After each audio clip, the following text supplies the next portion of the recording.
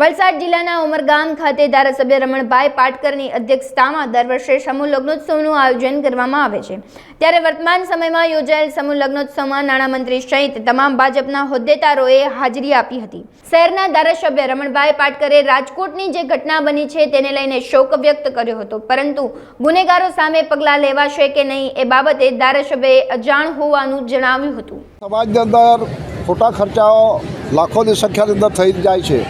એના કારણે લોકોએ એનો ઘર બહાર વેચવું પડે છે, જમીન વેચવી પડે છે, દેવાદાર બની જાય છે।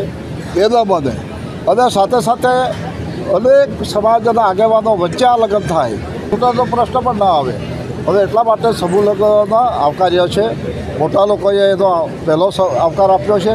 હવે મધ્યમ વર્ગ એટલે કે આદિવાસીઓ, ગરીબો, સર્વજાતિઓ આજે એનો પણ અમે લાભ ઉમરગામ તાલુકામાં સરકારનું જે 12,000 રૂપિયા જે છે એ ગૂગલ પે દ્વારા એને મળવામાં આવે છે। કુંવરબેન મામેરાનો